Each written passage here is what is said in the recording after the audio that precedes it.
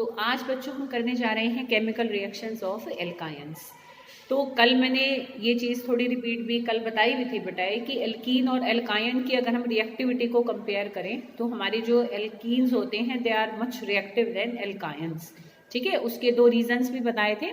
I think मैंने photo भी भेजा हुआ था जिसमें 2 पॉइंट्स पर टिक हो रहा है कि क्योंकि एक तो उसमें कार्बन sp हाइब्रिडाइज्ड होता है किसमें, एल्काइंस में, और उसके साथ साथ क्या होता है कि जो पाई इलेक्ट्रॉन्स हैं वो डीलोकलाइज्ड हैं, ऐसे चारों तरफ घूम रहे हैं। तो due to those delocalized pi electron cloud in alkynes and due to sp hybridized carbon, alkynes are less reactive than alkenes.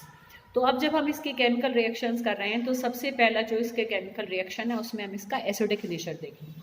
ठीक है, तो एसिडिक नेचर ऑफ एल्काइन, तो ये इसका हमारा पहला केमिकल रिएक्शन है। तो इसको अगर हम देखें तो देखो बेटा, जो हमारा एल्काइन होता है तो ये कल भी वैसे हमने किया था जो लास्ट प्रिपरेशन का मेथड था। तो जो भी टर्मिनल एल्काइन होता है, मतलब कि अगर triple bond at the end of chain है तभी उस कार्बन के पास H होगा।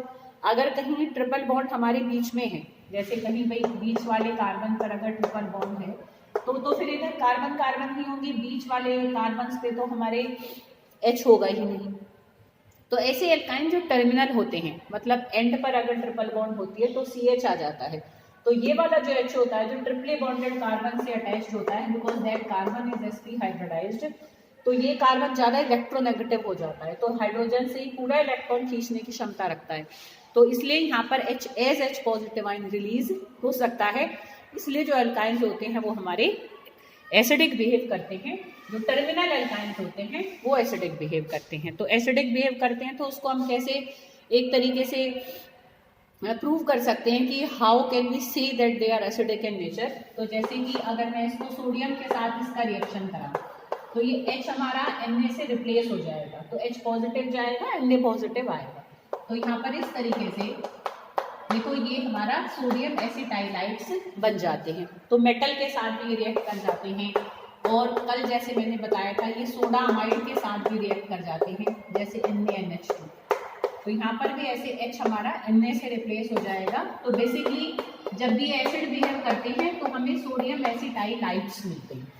ठीक है बेटा, तो ये इसका एसिडिक नेचर है, और इसका रीजन भी एक लाइन में तुम लिख लेना, मैंने टिक कर दिया है। रीजन यही देंगे, due to the sp hybridization in carbon. तो जो ऑर्बिटल है बहुत छोटे साइज का हो जाता है, तो it has tendency to take the electron completely from hydrogen. ठीक है बेटा, क्लियर। तो ये इनका हमने एसिडिक नेचर का रिएक्शन देखा। अब हम इसके सेकंड कैटेगरी के रिएक्शंस देखेंगे, उसी में ही ज़्यादा है इसके, those are electrophilic addition reactions.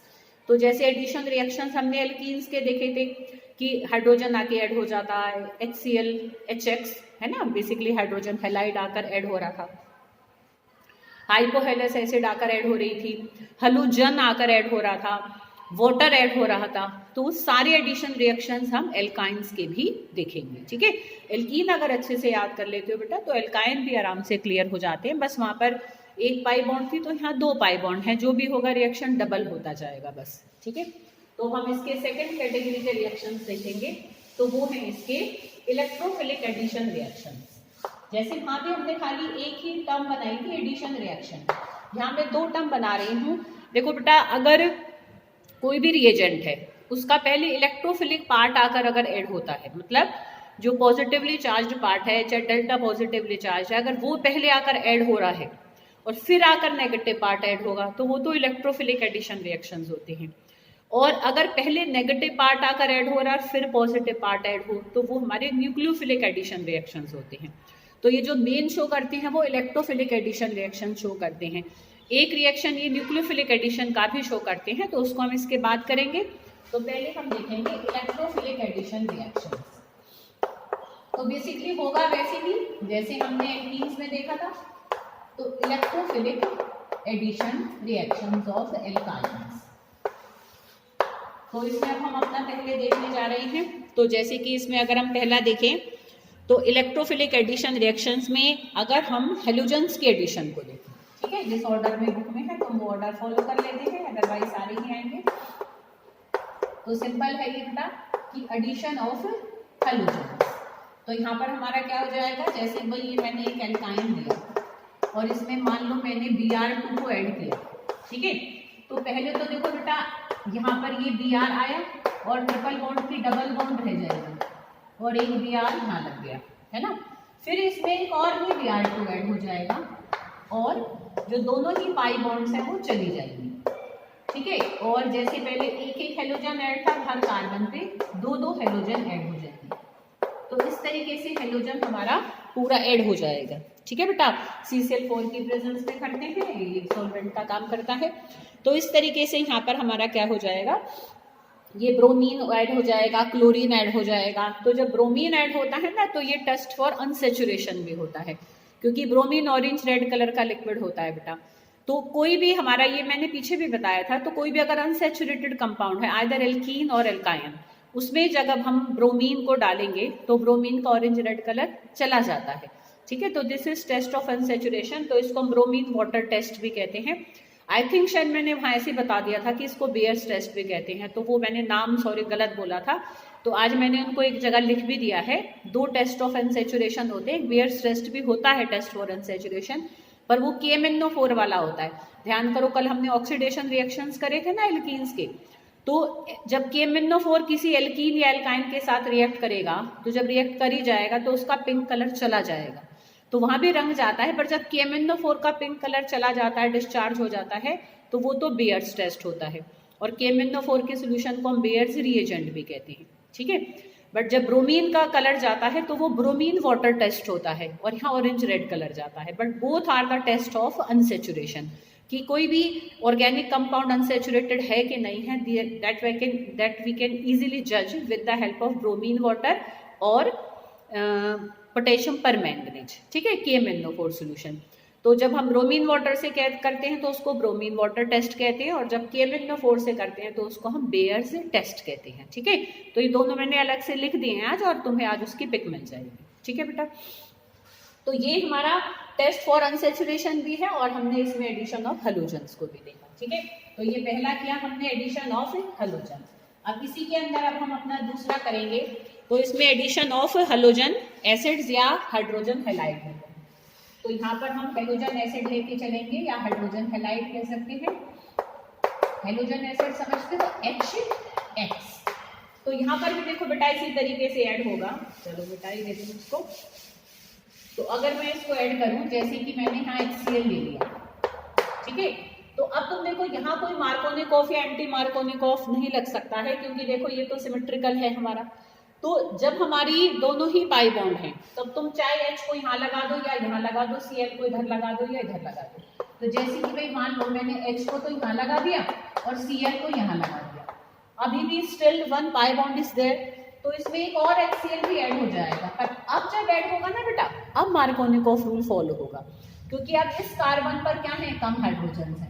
तो अब जो नेगेटिव पार्ट है हमारे रिएजेंट का, उसी कार्बन पर जाएगा विच है laser number of hydrogen atoms, और जिस पे ज्यादा है उस पर जाएगा पॉजिटिव पार्ट। तो हम यहाँ पर ऐसे करके लिख देते हैं कि यहाँ पर मार्कोनिकोफ एडिशन होगी। जब भी कभी तुम किसी चीज की शॉर्ट फॉर्म लिखते हो, जैसे कितनी बार तुम रिएक्शन को लिखते हो, एल्कोहलिक, एक्वस, कई चीजें लिखते हैं, तो जब कभी शॉर्ट फॉर्म लिख रहे होते हैं तो बाद में डॉट जरूर लगाया करो। मतलब मीन्स ये उसकी छोटी सी फॉर्म हमने लिखी है, खाली उसको तुम मार्क करके छोड़ दोगे तो फिर वो गलत हो जाएगा। मार्क डॉट लगा दो तो दैट इज अब नाउ मार्कोनिकोफ एडिशन यहाँ पर हुई है।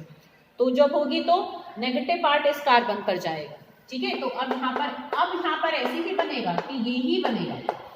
अब तुम Cl को इधर और H को इधर नहीं दिखा सकते, यहाँ तो तुम किसी को भी किसी पर दिखा देते, ठीक है बेटा।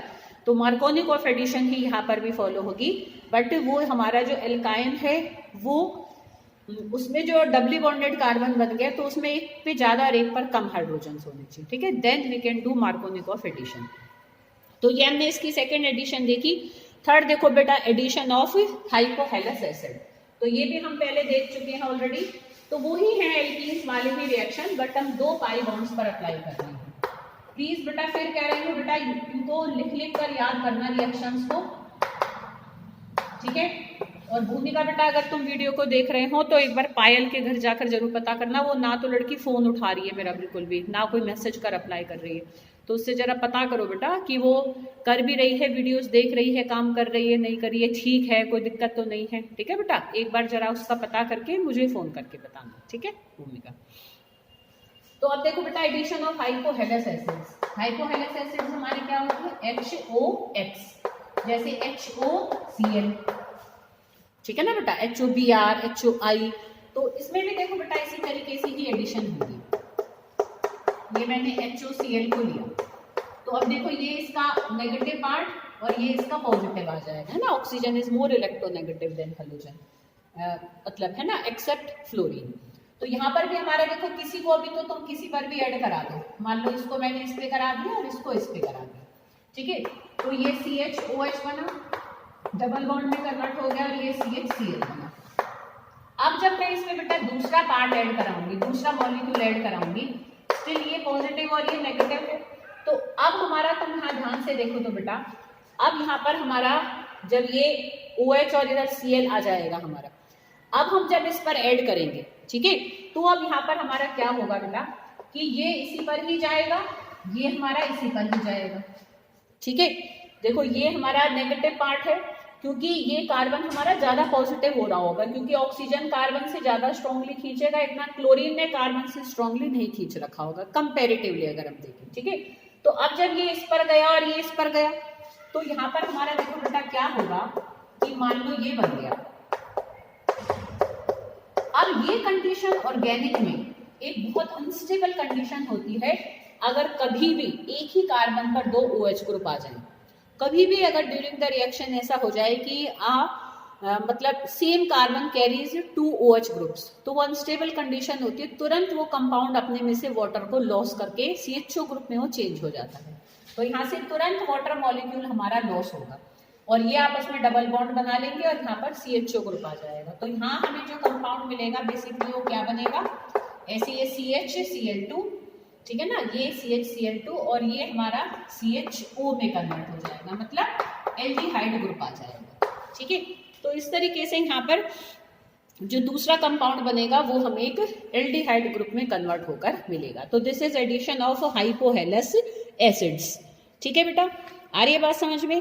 अब हम इसमें नेक्स्ट देखेंगे एडिशन ऑफ वाटर। तो जो एडिशन ऑफ वाटर को हम देखने जा रहे हैं वो बेसिकली हमारा क्या है, वो एक तरीके से वो तुम्हारा 12th में भी आएगा। ठीक है, उसमें क्योंकि एल्डिहाइड और कीटोन्स बनते हैं, तो एल्डिहाइड कीटोन की पूरी यूनिट है तुम्हारे 12th में। तो उस यूनिट में हम देखते हैं कि ये जो रिएक्शन है वो प्रिपरेशन ऑफ एल्डिहाइड कीटोन्स आएगा। ठीक है बेटा, तो एडिशन ऑफ वाटर अगर हम देखें एल्काइंस के ऊपर, तो ये सब इलेक्ट्रोफिलिक एडिशन रिएक्शन भी चल रहे हैं, जिसमें हमने पहला ऐड किया था हेलोजन, फिर ऐड किया था हेलोजन एसिड, फिर ऐड किया था हाइपोहेलस एसिड, और अब हम इसी के अंदर फोर्थ कर रहे हैं एडिशन ऑफ वाटर।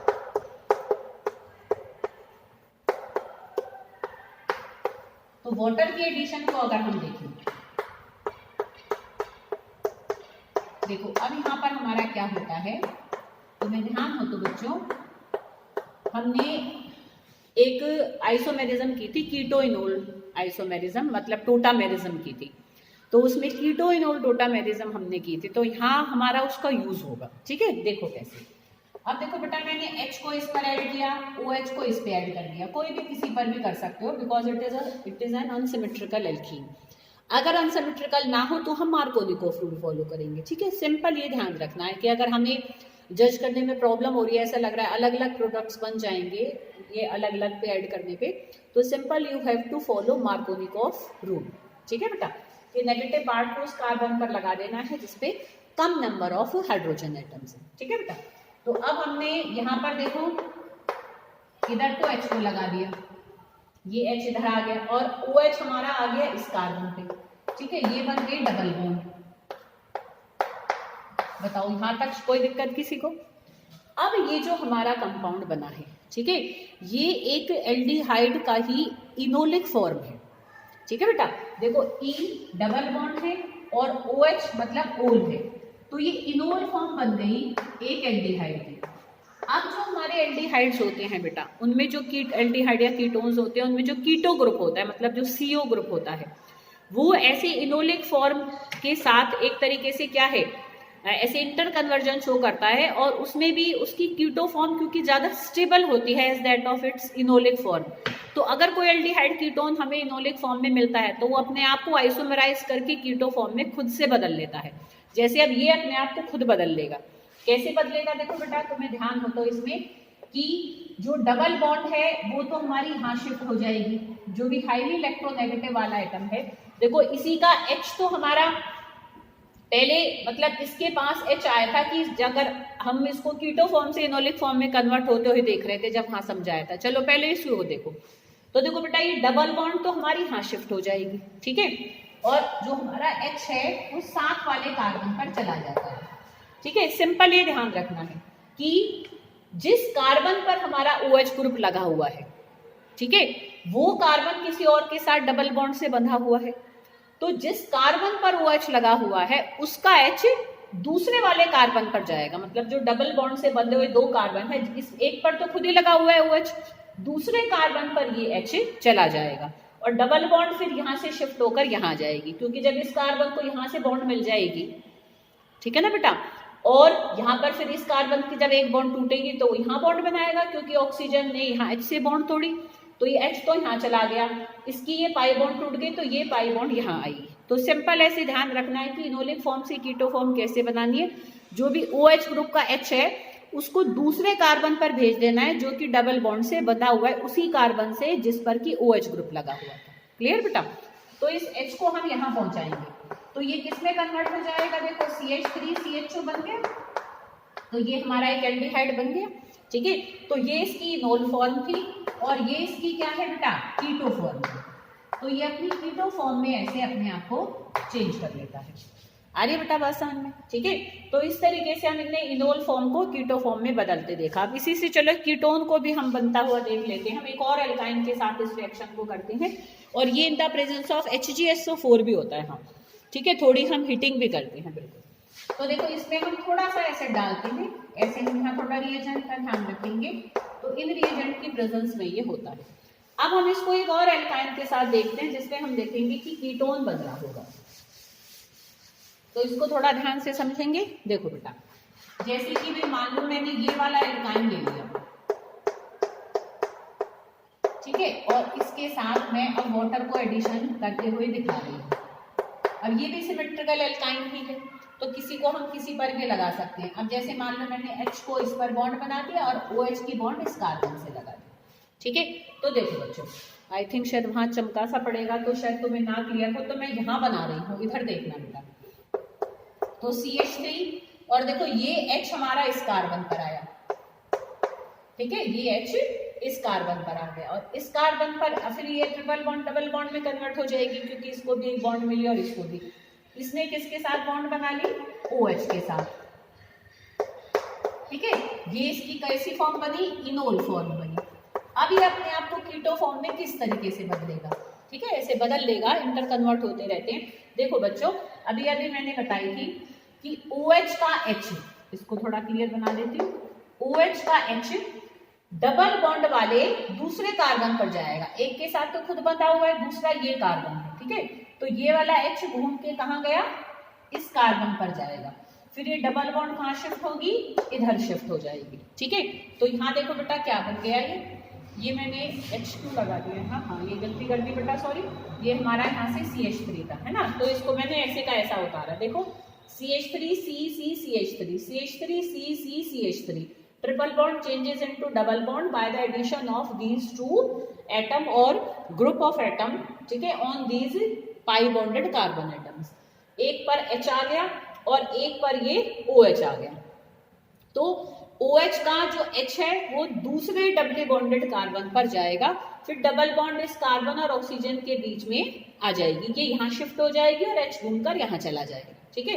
तो अब देखो बेटा यहाँ ये क्या बन गया, CH3 CH2, ये सिंगल बॉन्ड रहेगी और ये हमारी डबल बॉन्ड आ गई और यहाँ CH3 था, तो हमें इसकी क्या मिल गई, देखो बेटा ये कीटो फॉर्म मिल गई और हमें यहाँ पर एक कीटोन मिला, ठीक है बेटा। तो this is addition of water to give aldehydes and ketones. तो ये चारों इसके एडिशन इलेक्ट्रोफिलिक एडिशन रिएक्शंस थे। एक ये न्यूक्लियोफिलिक एडिशन रिएक्शन भी शो करता है, तो हम इसका न्यूक्लियोफिलिक एडिशन रिएक्शन अब और देखेंगे तो ये एक तरीके से थर्ड कैटेगरी का इसमें एक ही रिएक्शन है। तो this is nucleophilic addition reaction. मैंने शुरू में ही बताया था बेटा, दोनों में ही एडिशन हो रही है तो ऐसे देखने में कोई खास हमें फर्क नहीं लगता, पर रिएक्शन शुरू किस पार्ट के थ्रू हुआ।